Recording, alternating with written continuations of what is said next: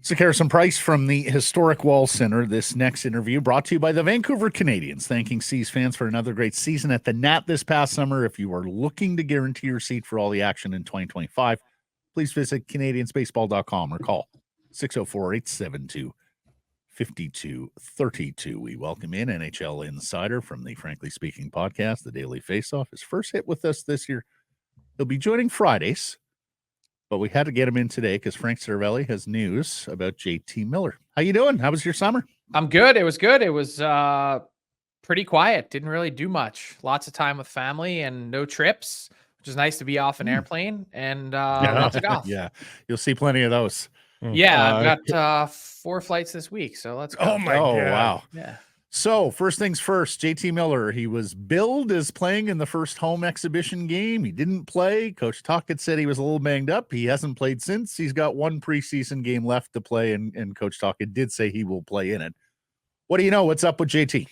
Yeah, so a lot of this has been pure precaution. When I asked around about JT Miller yesterday, the answer I got was, did you see what happened to Drew Doughty and Patrick Laine? And totally understand from a Canucks perspective why they'd feel that way, especially if that collision sort of, dinged him a little bit, that it's like, hey, let's take all the time we need to make sure that this guy is fully healthy and ready to hit the ground running next week when the season starts. These games are utterly meaningless. It's an absolute farce that the schedule is as long as it is in the preseason with training camp, that I think really everyone's just kind of holding their breath trying to get to the finish line. Yeah, you mentioned the collision. The collision was in that scrimmage, that intra-squad scrimmage in Penticton before they left camp. Frank, we've already reduced the preseason somewhat. Season ticket subscribers hate it. Well, they have here, Matt. There's still teams with 8 games. Yeah. Okay. Season ticket subscribers hate them, right? Because they're there's a lot of teams in the U.S. that actually stopped charging their season ticket holders. Wow. They say, we know how much you hate it. We're listening. We're going to charge you for 41 games instead of 45. And anyone who wants to buy single game preseason tickets, be our guest. Do you see a world where the NHL reduces the number of preseason games across the league? I'd be shocked if they don't do that in 2026, the first year of the new CBA. It is a CBA bargained issue. There's still hockey-related revenue that's attached to it. I'm actually going to the NHL's Board of Governors meeting today in New York, where it will undoubtedly be a topic of conversation, but I'd expect that to be the league's response, that they're not going to change it with 1 year left on the CBA. There's also no way they don't add regular season games in reaction to that. Isn't that true? That's going to be the trade, I would imagine, is, hey, we'll cut the preseason in half if you give us 2 additional regular season games to make it 84. Yeah, absolutely. Which we want. I think we should have more, or less, not more. I think we all do, Frank. Yeah. An ideal NHL world to me is like 60 to 65 games. Mm-hmm. Yeah. No, everybody, it's kind of like Olympic participation. Everyone but the governors is lined up on one side of the ledger, but it's the guys with the gold who make the rules. Blueger, he was supposed to be a week away. He was skating like day 1 of camp. He was with the AHL group day 2, day 3 of camp, and yet we haven't seen him either. Have you picked up anything on Teddy? Yeah, so a little bit less clear than JT Miller, which I mentioned pure precautionary. I think the progress has been steady for Blueger on his way back. I don't think there's, at least not that I can pick up on, I'm not hearing that he's going to be missing time in the regular season, and that they're just slow playing it right now because there's no reason to rush. Have you heard of Atu Ratu? Have you seen the bid he's making for a roster spot here? It has been quite impressive, I'll say that. And still, I know that I've had a couple years to grasp it. I'm still struggling on the pronunciation. I know it's counterintuitive. It's counterintuitive. For Spelled sure. Rati, pronounced, but Ratu. Strapping center, and it was still up for grabs as to whether or not he could play center. But he's seemingly doing okay right now in the preseason. So we'll see what the Canucks decide there. Overall, I see people have differing prognostications on the Vancouver Canucks. You were so bullish on the Canucks a year ago. You were out there on an island, really, saying this is a good team. Where are you this year, sir? After all the changes that they've been forced to make, and hey, some of them impressive, some of them eyebrow raising to some degree. If you look at the blue line, where do you think they line up? I mean, they set a high bar at 109 points. I think most people say they'll take the under on that, but the question is by how much? That is the question. I mean, I do see a regression coming. I still think this is a good team. I think this is a firm playoff team. I think this is a 100-point team. But will they regress by 4 points, 8 points, 9 points, whatever that ends up being? There's a lot that went right for this team last year. They started hot. They never really hit a pothole. Anytime they had a little minor bump, they found a way to right the ship. They competed like bastards. They were, for the most part, got career seasons from a bunch of their top producers, from Miller, who we already touched on, to Quinn Hughes, winning the Norris. Thatcher Demko played at a Vezina level when he was in net. I mean, there really wasn't a gaping hole that this team had. And then they went out and strengthened it, right? They were aggressive and they continued to tinker, and they made a bunch of really impressive trades that positioned this team for success to go take a shot and be a postseason team. But with that comes some tough decisions to make on the other end of it. And I think maybe the untold story so far of the Canucks offseason is just kind of how things might have looked so entirely different than they do right now. What if you landed a Jake Gensel that you were so deep in on, for instance? Like, there's a lot to still be excited about. I think the big question, though, that Canucks fans want answered is this team going to be better than last year? I'm not seeing it. I don't know how they take a step forward. And whether it was last year or this year, there's still the Edmonton Oilers in your way. The goaltending is going to be a big question. Well, let me was it a matter of not being able to get the elite finisher in Gensel and then just saying, heck it, let's flood the position with volume and see if we can develop some cream rising to the top there at wing? I think that's a pretty reasonable explanation for their thought process, right? It's going to be by committee, and I think they're hoping that Jake DeBrusk can pick up a large chunk of that to then see who else steps up. Goaltending, do they carry 3 all season long? What are you hearing about Thatcher Demko's return? Are you thinking it's 3 weeks, or are you thinking it's 8, which is more close for your understanding? I'd be lying to you if I gave you a prediction one way or the other. I don't feel comfortable at all prognosticating, mostly because I don't think they have an answer themselves. And I could see this taking a long time. I could see this being 3 weeks. Like, I could see this being 3 months. Like, we've talked about how unusual this injury is. We talked about this in May, how unusual this injury was. And there's a pure comfortability and not just comfort, but also a fact of knee stability and structure that comes with this injury that, I mean, look, this could go any number of ways. And I'm not going to sit here and say one way or the other, because I truly don't believe that Thatcher Demko knows. I think he was hoping that this would all be righted and fixed right now, and he'd be comfortable and there'd be zero questions about his game 1 status. And I don't know what his game 20 status is. That said, Frank, a new normal for Thatcher. Just this popliteus muscle, he's just going to have to play through it, even if it brings some pain and even if it affects the sort of structure stability of the knee. That's my understanding. I don't know what the alternative is, because I don't believe that this is something that can be repaired by surgery. I don't know what the others, do you have to just take 6 weeks off and do nothing? What is the course of action here? And even if you rest, is that a solution? Can you, when you come back, will you just be healed and fully healthy? There's so much of this that's unknown that I think is the scariest part. Is this is the backbone of your team, and can they survive with Artur Shilovs and Kevin Lankinen for the meantime? Of course they can. They got to Game 7 of round 2 getting there mostly on the back of Shelov's, who was the number 3. They can do it, but they're certainly not going to be a cup contender or a contender to do damage in the playoffs without Thatcher Demko not just coming back, but returning to form. What did you make of the Lankinen signing? I think it was smart. I mean, they picked a guy off the scrap heap that was holding out, I think, for better, saw an opportunity and an opening with Demko and his uncertainty, and is willing to run with it as far as the Canucks will possibly let him.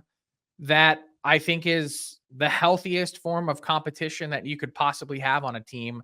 The question is, and it's a good problem to have if you're the Canucks, given all that I just said, what happens when Thatcher Demko is back and healthy? Then what? Yeah. Do you carry 3? It's been a long time since we saw a team carry 3. Montreal last year for a bit. For the Detroit did it the entire season last year. Yeah. There's been a bunch of teams that the Flyers carried 3 for a long time last year. There's been a bunch. So do it. Is that your no? That's not my. I don't know, because I don't think it's healthy. Right. I don't think it's healthy for your goalies and the workload that's required. I don't think it's healthy for someone to be looking over their shoulder the whole time, whether it's Shelov's or Lankinen, whoever ends up prevailing. And I would guess, just based on what they have invested and their long-term view of what they think he can be, that it would be Shelov's. That's the guy. But I don't think it makes sense for any team to carry 3 goalies for an extended period of time. But I think you owe it to yourself to have those 3 ready for the playoffs. And the only way you can do that is by yo-yoing Shelov's down, because he's waiver exempt. Right. But there's always a third guy to get from somewhere else. Mm-hmm. I guess so. No, I don't like 3 goalies either. I mean, there's only 2 nets in practice, right? So right off the bat, you got a math problem with the 3 goaltenders. Frank, how do you feel about this defense with Zadorov out and Forbort and Desharnais in? Well, it's certainly not as good. They retain some size with Desharnais. Look, Zadorov, and go back to my comments in May and June, like, I was pretty consistent the whole time saying that I think you get in trouble if you pay Nikita Zadorov, what he's looking for. That said, he gave that team such a shot in the arm last year, and it's not just some of the big goals that he scored in the playoffs. Like, you could really tell how much Rick Tocchet liked having him around and how much he depended on that size. For me, it's a toss-up between Forbort and Josh Brown as to which defenseman was the more perplexing signing of the summer. I understand organizational depth, but Forbort was a healthy scratch for a huge chunk of last season and didn't really feel like a guy that they trusted. So why does he end up getting 1.5? I mean, again, we're quibbling over the very last sort of spot on the team and whether it's 500,000 either way. Probably not absolutely life-changing, but on a team where I would think that every dollar counts, it's still at least a worthy kind of one-time discussion point. So yeah, the defense is solid. I would say that on the whole, the Canucks have a top 10 defense core in the league, but it's skewed heavily by their number 1. For sure. I searched Daily Faceoff. I couldn't find it. Maybe it's there, but and the reason I ask is really early for a trade targets list, but for a team like the Vancouver Canucks, who might look for a Nikita Zadorov sooner rather than later, are there a couple of players rattling around the league where you think it's going to take 4 losses in a row for that team before they start shopping that guy? Are those sorts of storylines sort of presenting themselves just yet? It's a little premature. It's funny because I saw some of those trade targets pop up in the NBA in the last couple of days. I'm going, wow, they're just opening their camp today. But then we saw a Karl Anthony Towns trade, and it's like, okay, maybe that's not crazy. Yeah. There's a few names. They're all lowercase right now that have any sort of bubbling or percolation to them, like a Nick Robertson, for instance, in Toronto. I think it's going to take time. Like, if you want to go back down the well with Calgary, they've got Erasmus Anderson that they're probably at some point this season going to have to make a decision on. So it's not today, it's not tomorrow, but it's sometime between December and March 7 when the trade deadline is. Would Jeremy Swayman be on a trade board right now, Frank, after the extraordinary events in Boston yesterday, where Cam Neely says he's got 64 million reasons to be here as a RFA, and his agent saying the number 64 million has not been presented to us. We need to take a few days and discuss this matter. Really ominous stuff hanging over the Bruins crease. What do you know about Swayman? Where's this going to wind up? Look, there's a lot flying back and forth between these two parties. I have some personal thoughts on, I think it was a huge tactical error for the Boston Bruins to sort of take this public and sort of show how rattled they are. This is a team that's really not used to being pushed. If you think back to, Brad Marchand, probably the most underpaid player in the league, is certainly in the top 5. Pasternak was severely underpaid for a while, is probably still underpaid at this current deal that he's on. Bergeron never broke the bank. They're not used to this. So they cracked, and that's okay. That said, they also have made significant movement, is my understanding. I think the Bruins were looking at something like $6.5 million a year earlier this summer in June. And I'm told that the offer was not 64 million, but was 8 times 7.8, which is 62.4 million. Maybe Cam Neely just got a little hyperbolic and had a little rounding error, but that's okay. I mean, no one said that Cam Neely, pride of BC, was a strong math student. But from the Swayman perspective, you just sit back now. You've got the leverage. The team's flustered. That probably tacked on a few extra $1 million that they're going to have to sort of apologize and give back. And you just wait, because this 62.4, I believe the Swayman camp asked for 8 times 8.5, which is 68. You're $5.6 million apart. My assumption is, if you're looking at this logically from a negotiating perspective, this is a gap that's bridgeable, $700,000 a year, that cooler heads will prevail and you'll find a way to get a deal done sooner rather than later. Who's the biggest impediment? Especially when your alternative is your Jonas Korpisalo. Yeah, right. So is that who's the biggest? You understand why Cam Neely then was a little bit flustered, if that's the guy you got to put in net? Well, who's the biggest impediment here? Sweeney, Neely, or Jacobs? Does it go all the way to the top? No, I think it's Cam Neely. He's combustible. Yep. Watch him put the ISO cam on him during a playoff game in the suite. Like he's chucking things. And I think it's a reminder for a lot of teams. One, as much as I enjoy this as an insider, one, there's no need to negotiate in public. And two, it's really helpful as a team to have one voice that speaks for you.